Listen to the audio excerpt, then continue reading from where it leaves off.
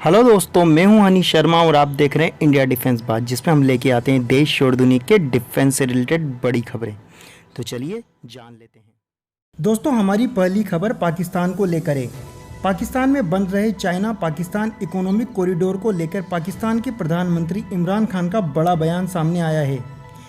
इमरान खान ने कहा है कि दुनिया की कोई भी ताकत इस प्रोजेक्ट को पूरा होने से रोक नहीं सकती, वह हम इस प्रोजेक्ट को समय पर पूरा करके रहेंगे। इसी के साथ इमरान खान ने यहाँ तक कह दिया कि पाकिस्तान को गरीबी से बाहर निकलना है और अपना इंफ्रास्ट्रक्चर मजबूत करना है, तो इस प्रोजेक्ट का पूरा होना बड़ा ज़रूरी है। दोस्तों, आपको पता ही होगा कि सीपेक यानी China Pakistan economic corridor China की one belt one road initiative का बड़ा हिस्सा है, जो कि पाकिस्तान के ग्वादर पोर्ट से चाइनीज शहर काशगर को जोड़ता है, जिसके लिए चाइना ने 62 बिलियन US डॉलर का पाकिस्तान में निवेश किया है।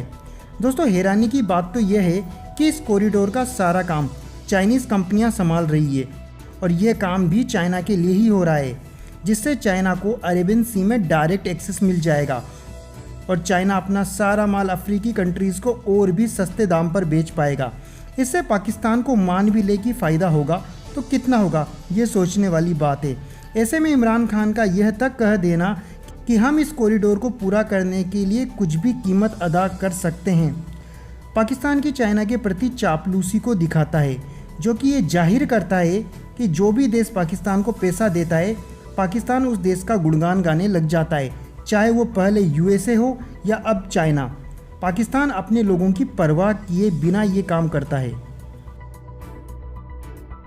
दोस्तों, गलवान रिवर में गतिरोध वाली जगह से 5 किमी की दूरी पर सैनिकों को इकट्ठा करने वाली चीन की पीपुल्स लिबरेशन आर्मी को अब अपने सैनिकों को वापस बुलाना पड़ सकता है, क्योंकि नदी के जल स्तर में इजाफा हुआ है।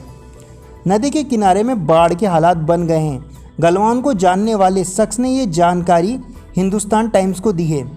एक वरिष्ठ सैन्य कमांडर ने कहा कि अक्साई चीन क्षेत्र में आने वाली बर्फीली ठंड के बाद गलवान घाटी बर्फ से ढक गई थी, जो कि तापमान में वृद्धि के कारण पिघल रही है और गलवान नदी का जल स्तर तेजी से बढ़ रहा है। तेज गति से बर्फ पिघलने से नदी के तट की स्थिति खतरनाक हो गई है। और दोस्तों, इससे भी बड़ी बात है कि जिन एरिया में अभी चाइनीज़ तैनात थे, जिसमें गलवान, गोगरा, हॉट स्प्रिंग और पेंगोंग त्सो में वर्तमान पोजीशन को बरकरार रखना कठिन होगा। उन्होंने कहा कि अगर चीन वास्तविक नियंत्रण रेखा या यूं कहें LAC पर स्थिति को बहाल नहीं करता है, तो गतिरोध सर्दियों के महीनों में भी जारी रह सकता है। ऐसे में चीनी सैनिकों को काफ़ी परेशानी का सामना करना होगा। दोस्तों, बात करते हैं हमारी अगली खबर की। दोस्तों, हुआवे के बल पर 2030 तक तकनीकी दुनिया का राजा बनने का ख्वाब देख रहे चीन को बड़ा झटका लगा है। दुनिया में चीन की ताकत का प्रतीक माने जाने वाली हुआवे कंपनी पर अमेरिका ने हाल ही में प्रतिबंध लगा दिए हैं। इससे हुआवे की अमेरिका तक पहुंच सीमित हो गई है। इन प्रतिबंधों के बाद अब हुआवे का समय पर 5G तकनीक दुनिया को मुहैया कराने का वादे पर सवाल उठने लगे हैं। संकट की इस घड़ी में भारत और पूरी दुनिया में बढ़ रहे चीन विरोधी माहौल ने हुआवे की मुश्किलें और बढ़ा दी है। दोस्तों, अगर CNN की एक रिपोर्ट की माने तो हुआवे इस समय बहुत ज़्यादा दबाव में है। उसकी अमेरिकी तकनीकों तक पहुंच इससे पहले इतनी कम कभी नहीं थी। अब दुनिया में मोबाइल कंपनियां भी ये सवाल उठा रही है कि क्या हुआवे समय पर 5G तकनीक मुहैया करा पाएगी